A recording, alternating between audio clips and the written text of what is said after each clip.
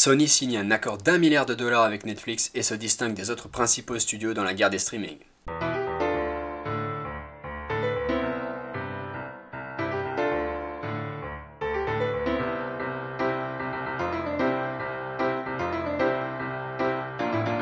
Et oui, la tirelire de Netflix continue de s'amincir. Après la nouvelle d'un accord de la célèbre plateforme de streaming avec Ryan Johnson et Daniel Craig à hauteur de plus de 450 millions de dollars pour les suites du film Knives Out ou À couteau tiré en français, et dont nous parlions hier, on apprend maintenant que Netflix a déboursé pas moins d'1 milliard de dollars pour un contrat de streaming avec le studio Sony. Alors en quoi consiste cet accord? Eh bien les studios Sony, donc ça comprend Sony Pictures, Screen Gems, TriStar Pictures et Columbia Pictures, verront donc à partir des films de l'année prochaine, ils verront leurs films disponibles en streaming exclusivement sur Netflix après leur sortie en salle, et cela pour une période de 18 mois. Concrètement, ça veut dire que des films et sagas tels que le Spider-Verse, donc avec Venom, Morbius, ces films-là, et donc les Spider-Man bien sûr, ainsi que Jumanji et l'ensemble des films, des futurs films Sony, iront directement sur Netflix. Pour les films produits par Netflix et prévus pour une sortie en streaming, Netflix aura la priorité et pourra choisir de les diffuser ou non. Et enfin, Netflix acquiert aussi les droits de diffusion en streaming des anciens films des studios Sony dès la fin de leur contrat de streaming avec les autres plateformes. Donc Sony voit rentrer un bon milliard de dollars directement à la banque et sera en plus payé pour chaque film par Netflix, qui paiera donc les droits pour chaque film individuellement quand ils arriveront sur sa plateforme. Et en plus de ça, Sony aura la possibilité de renégocier après 18 mois avec Netflix ou d'autres plateformes, et ainsi faire rentrer encore plus d'argent à la banque. Alors déjà, je sais pas d'où Netflix sort tout cet argent en ce moment, c'est impressionnant.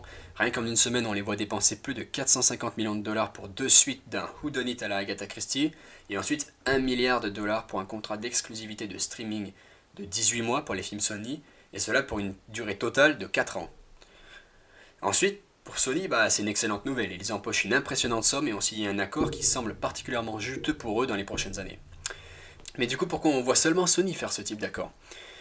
Eh bien parce que contrairement à l'ensemble des autres principaux studios de production hollywoodiens, ils n'ont pas investi dans la branche service de streaming, comme Disney avec leur Disney Plus récemment, ou Paramount avec Paramount Plus, Warner Bros avec HBO Max, la Fox avec Hulu, ou encore Universal avec Peacock. On pensait que Sony prenait un retard important dans cette guerre et allait nous sortir un peu à la bourre leur version d'un Sony Plus. Et finalement, il se distingue des autres en étant le seul à rester studio de production, qui vendra donc ses productions au plus offrant.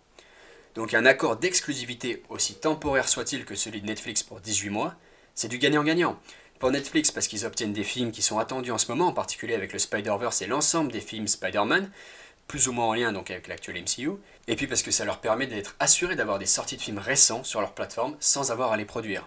Et ensuite pour Sony, parce qu'ils empochent gros entre l'accord initial, les paiements des droits par film, et ensuite les potentielles reventes après 18 mois, et puis encore une fois parce qu'ils se distinguent des autres en ne suivant pas la même stratégie et en se focalisant uniquement sur leur production, qu'ils pourront ensuite vendre aux différentes plateformes et ainsi rentabiliser encore plus des films qui auront en plus de ça bénéficié du box-office lors de leur sortie en salle. Donc c'est un énorme accord entre Sony et Netflix qui en dit long encore une fois sur les montants de la guerre qui sévit actuellement entre les plateformes de streaming. A voir ensuite si les impressionnantes sommes déboursées cette semaine par Netflix seront finalement à la hauteur de leurs retombées financières. En tout cas, n'hésitez pas à nous dire ce que vous en pensez, ainsi qu'à nous dire ce que vous pensez de ce format que nous testons également. Et à bientôt pour de nouveaux podcasts avec des critiques de films ou des top 10 ou encore un petit commentaire d'actualité comme aujourd'hui.